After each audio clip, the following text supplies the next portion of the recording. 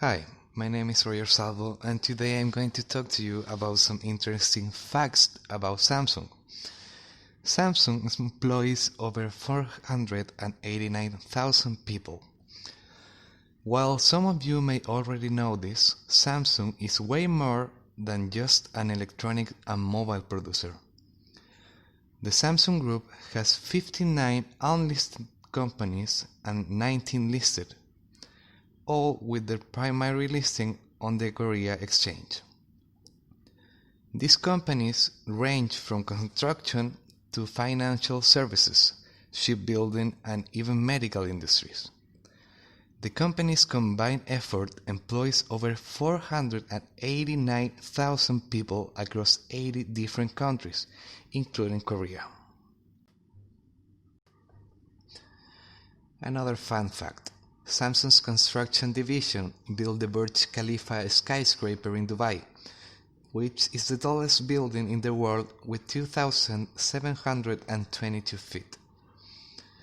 The Samsung Group is a big part of South Korea's GDP. We have already mentioned how many companies and how many employees are part of the total Samsung Group. All of those subsidiaries and all of those workers means Samsung takes up a massive amount of the total GDP of its home country, South Korea. In 2017, CNN reported the total resources of the Samsung Group made up about 15% of the country's GDP.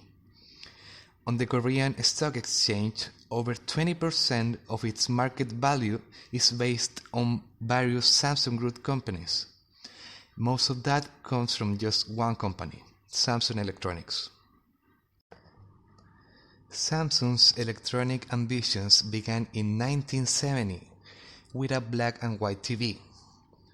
The first electronics product ever produced by Samsung was a black and white TV in 1970. The company expanded a great deal in the following decades, and in 1986 entered into the mobile game with a car phone. While Samsung's early TV efforts were fairly well received, the first car phone from the company was poorly received and sold terribly. Samsung's logo has only changed 3 times. While the Samsung logo changed a few times prior to the 70s, after this it stayed pretty consistent, changing only 3 times until the current logo was settled in 1993. Samsung Electronics really began in 1993. While Samsung has been involved with electronics and the mobile industry for many decades now, it was in 1993 that Samsung chairman Lee Kun-hee pushed forward a new management philosophy, encouraging product quality as one of its core tenets. He encouraged his staff to, quote, change everything except for their family. To further promote this notion, Samsung's Human Resources Development Center created new training and development courses to help with this professional growth. But it didn't truly sink in until 1995.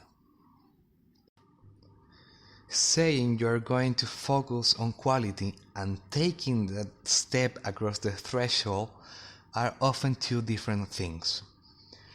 And they certainly were for Samsung.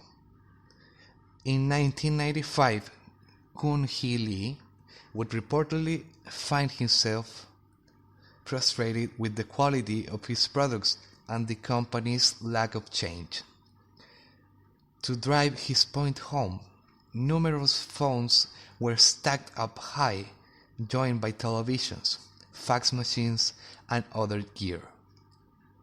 Lee and his board of directors then proceeded to destroy each and one of these products, even going so far as to break the cases and screens using heavy hammers. As the story goes, Lee made sure around 2,000 employees witnessed this. That day, more than 50 million worth of hardware was destroyed, and a new Samsung was finally born. Following this, the era of new management truly began, marked by quick growth and global success, which has only continued to gain momentum in the decades to follow. Samsung fans can thank Lee and his board and their willingness to perform an extreme drop test for the products they enjoy today. Since that day, they have certainly created a number of firsts in the electronic industry.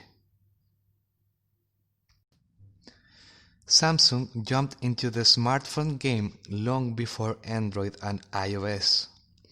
Samsung may not be the first to make a smartphone, but it was one of the first players to truly get aggressive about the market, introducing the first PDA phone, with a color display in the US market in 2001. This was called the SPH i300. This bad boy was designed for Sprint's network and ran on Palm OS with all the functions of the normal PDA with the added bonus of making calls. So yes, the SPH i300 can basically be considered Samsung's first go at making a smartphone for the US market. Things sure have changed a lot since then. First watch phone. Yes, some Gear family variants have allowed you to text or even make calls without tethering your phone. But the watch phone market actually begins much earlier, in 1999.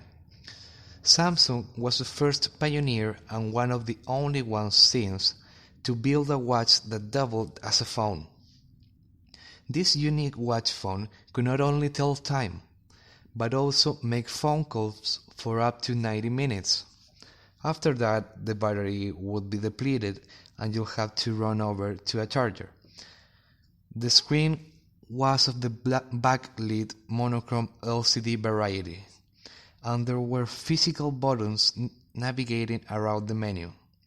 There were even voice commands for dialing your contacts. Pretty fancy.